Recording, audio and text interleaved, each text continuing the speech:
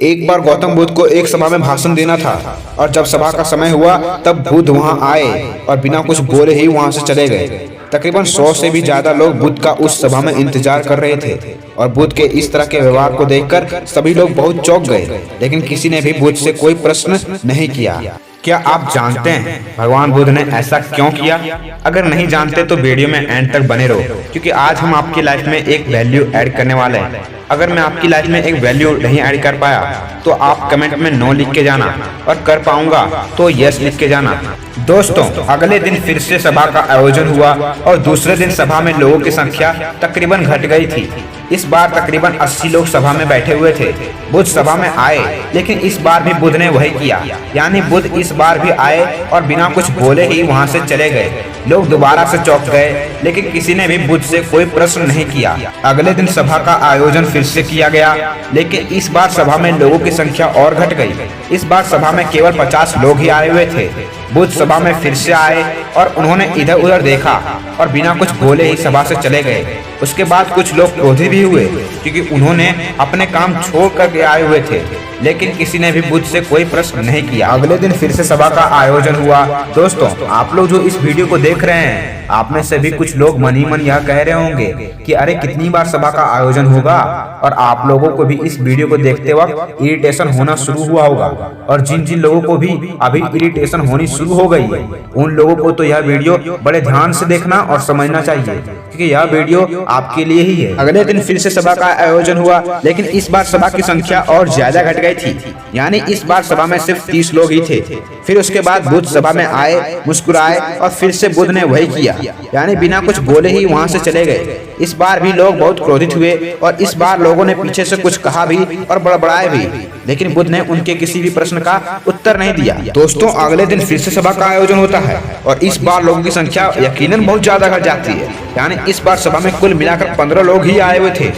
इस बार भी बुद्ध सभा में आए, लेकिन इस बार बुद्ध अपना आसन ग्रहण कर लेते हैं। फिर बुद्ध बोले और बुद्ध ने उन 15 लोगों को उपदेश दिया और वे 15 लोग ही बुद्ध के भिक्षु बन गए। और आगे चलकर उन 15 लोगों ने ही बुद्ध के ज्ञान को अलग अलग दिशाओं में फैला दिया। फिर एक दिन बुद्ध से किसी ने पूछा कि बुद्ध, आप कई दिनों तक बिना बोले ही सभा से क्यों चले जाते थे? फिर बुद्ध कहते हैं कि मैं उन लोगों को खोज रहा था जो लायक थे, यानी कि पहले दिन 100 से भी ज्यादा लोग आए हुए थे, उसमें से ज्यादातर लोग सिर्फ आए हुए थे।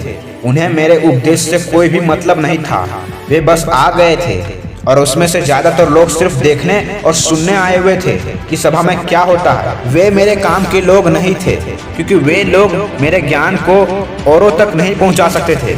मुझे तो उन लोगों की खोज थी जो मेरे ज्ञान को जन जन तक पहुंचा सके। कई दिनों तक सभा से बिना बोले ही मैं इसलिए चला गया क्योंकि मैं यह देखना चाहता था कि वे कौन लोग हैं जिनके भीतर वास्तव में प्यास है। जिन लोगों के भीतर में वास्तव में प्यास थी, वे लोग अंत तक जरूर रुके, और जो लोग बस ऐसे ही आ गए थे, वे लोग पहले या दूसरे दिन ही चले गए। जिनके भीतर धैर्य था, उन्हें मुक्ति का मार्ग भी मिला, और जो लोग जल्दबाजी में थे, वे लोग अब घर में बैठे हुए हैं। सवाल यह नहीं है कि मैं तुम्हें क्या दे सकता हूँ, बल्कि सवाल यह है कि तुम क्या ले सकते हो। तुम्हारा पात्र कितना बड़ा है और कितने के तुम हकदार हो। जितने के तुम हकदार हो, उससे ज्यादा तुम्हें नहीं मिलेगा। फिर वह व्यक्ति बुद्ध से पूछता है कि बुद्ध, लायक कैसे बने? फिर बुद्ध कहते हैं कि धैर्य के द्वारा। जिस व्यक्ति के अंदर धैर्य है, वह अपने जीवन में कुछ भी पा सकता है। सभा में जितने लोग भी आए हुए थे, उसमें से अंत तक वही रुके जिनके अंदर धैर्य था। चाहे तुम्हारे जीवन में तुम्हारा लक्ष्य जो कुछ भी हो, लेकिन तुम बिना धैर्य के सफलता के चरम तक नहीं पहुंच सकते। फिर वह व्यक्ति बुद्ध से पूछता है कि कोई व्यक्ति अपने भीतर के धैर्य को कैसे बढ़ाए? बुद्ध कहते हैं कि निरंतर अभ्यास के द्वारा। हाँ, अपने भीतर के धैर्य को बढ़ा सकते हैं। जैसे कोई व्यक्ति जब ध्यान करना शुरू कर देता है तो उसका मन उसके सामने कई सारे अड़चने लाता है, लेकिन उसका धैर्य उसे एक दिन उसके लक्ष्य तक जरूर पहुंचा देता है। फिर वह व्यक्ति बुद्ध से कहता है कि मैं समझ गया, यानी मुझे धैर्य के साथ निरंतर अभ्यास करने की आवश्यकता है।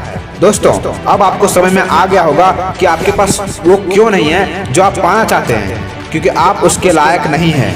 आप लायक तभी बनेंगे जब आप अपने भीतर धैर्य को बढ़ाएंगे। अब सवाल यह आता है कि धैर्य कैसे बढ़ेगा? धैर्य बढ़ेगा निरंतर अभ्यास के द्वारा। और अभ्यास कौन करेगा? अभ्यास करेंगे आप। तो फिर करते क्यों नहीं हो? दोस्तों, खुद से ईमानदारी के साथ एक प्रश्न जरूर पूछिएगा कि जो आप भविष्य में बनना चाहते हैं उसके लिए क्या आप धैर्य के साथ कर्म कर रहे हैं?